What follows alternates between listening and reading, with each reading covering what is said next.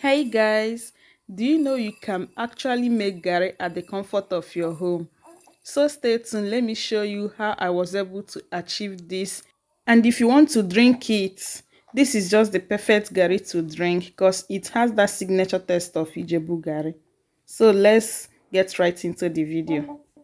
I've already washed the cassava I will be using off camera. So I will just go ahead and start peeling off the skin, and if there is any place that is spoiled, I will take it out with the knife. It doesn't take much to peel off the skin of the cassava.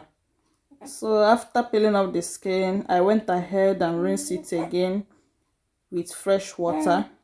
And once I'm done, I will dice it into smaller pieces to enable my blender to blend it smoothly, because I'll be blending this with blender. Once I'm done dicing it, I will start throwing it inside my blender. I will be using this sieve to sieve out the water. I will just add a little bit of water inside my blender and start blending it till it is very smooth. Please remember to click the like button as you are watching.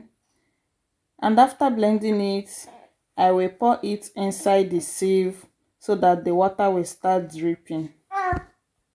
You all know that normally cassava has a lot of water. Talk more of blending it with water. After blending it, just to be sure that the cassava did not come out from the sieve opening, I will be transferring back the water from it inside the sieve, and I will allow it to start draining out again. Because I will be keeping this for up to 30 minutes for the water to drain out, I'll be putting a small bowl inside the big bowl because I want to elevate the sieve so that the water will drain out completely.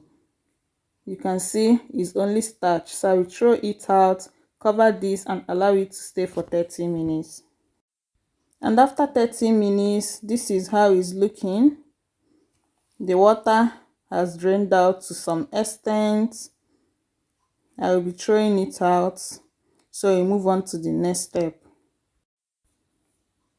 If you want to make white Garri, you can use this as it is now, but I want to make yellow Garri, so I will be adding a little bit of palm oil, just about 1 tablespoon of palm oil in it.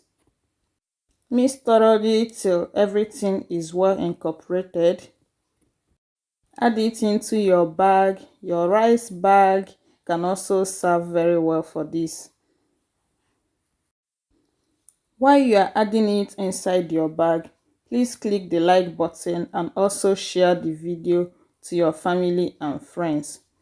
And if you're new to my channel, remember to subscribe and turn on your notification bell to all so that you will be among the first to be notified whenever I upload a new video. Thank you so much for watching, and to my old subscribers, you guys are so amazing. I want to make sure that I tie it tight so that when I add weight on it, all the water will drip out easily. So after that, I will place it on top of my kitchen sink and add weight. And these are the weights I'll be placing on top of it. Everything I could lay my hands on that is very heavy on my kitchen, I placed it on it till after the 3rd day. Though after the 1st day, the water has already dripped out, but because I want to get that signature taste, I decided to leave it for 3 days. You know, the more you leave it, the more it ferments. So now it's ready to be fried. I remember when we are growing up, if my grandmother sends you to go and buy Garri for her and you buy the one that tastes sweet, she'll be mad at you because the one that tastes sweet has a lot of starch in it, but the one that is a little bit sour has fermented a while, which has small or no starch in it. And that's the Garri I'm making today. It tastes exactly like Ijebu Garri.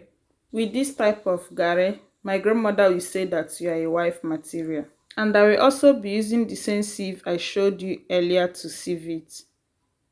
Sieving it makes it to break down and also to remove the chaff from it. So after sieving it, what is remaining is the chaff, which cannot go through the sieve. Then I have to take it out. Then I have to continue sieving the rest off camera. Then I will see you when I'm done. Now I'm done and this is how it's looking.